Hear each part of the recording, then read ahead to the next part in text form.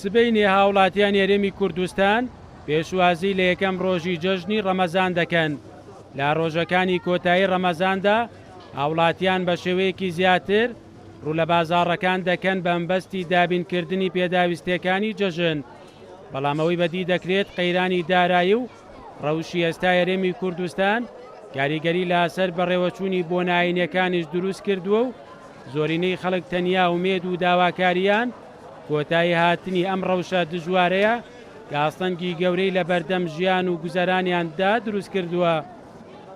هەرسی شەی ڕەمەزان خەڵک داواکات ئەم قەیرانە کۆتا پێ بێت وەکو بلا دەستخەنە ناو دەستی یەک و کێشەیانە چارەسەریکەن لە خۆیان چارەسەریکەن بەشە تایکێوێ دەستیان بکەین. جژنێک کە حەزنێکی تۆ لە خۆشیابی اقتصادت ڕووخا بێت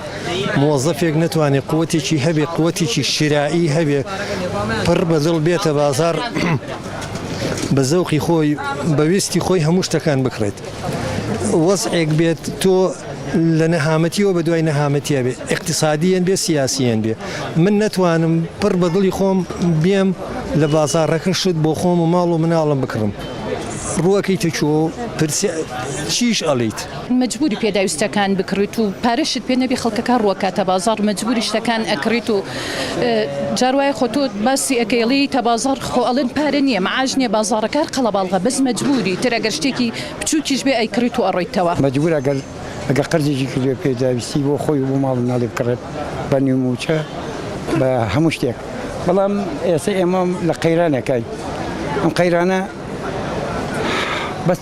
بۆ هاوڵاتی فەقیرە حکمڕانی وابێ نەحکمڕانی وا نابێ کاکە بڕۆ سێری خەڵکە کەس پاری پێ نییە کەزیشی نییە مەعاژ نەماوە هەچی کەسابەتە نەما چارەسەریش ئەم وازەی بکەن و وازەکەی چاکەن و عالەمە لە فەقیر وەژارەی دەرچێ لەم قەیرانەی بە دەرچێ. فرۆشیارانی شەمان بۆ چوونی هاوڵاتیانیان هەیە و دەڵێن قەیرانی دارایی و کێشە سیاسیەکان کاریگەری زۆریان لەسەر بازار دروست کردووە و بە شێوەیەکی کەمتر لە ساڵانی ڕابردوو خەڵک پێشوازی لە جەژن دەکەن. بەڕاستی ئیم ساڵ زۆر فەرقی هەیە لەگەڵ پار و پێرار ساڵ بە ساڵ خەڵک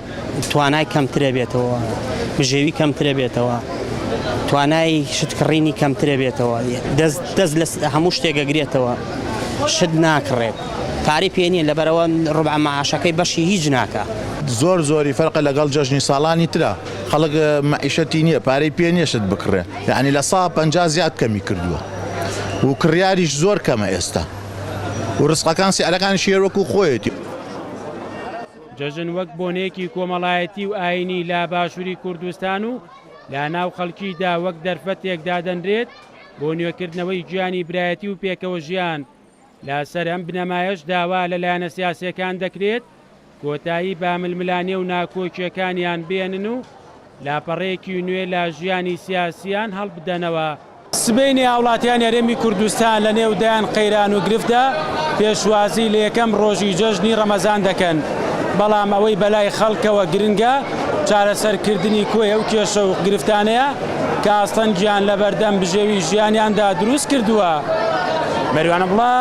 کورتسات نیوز سلێمانی.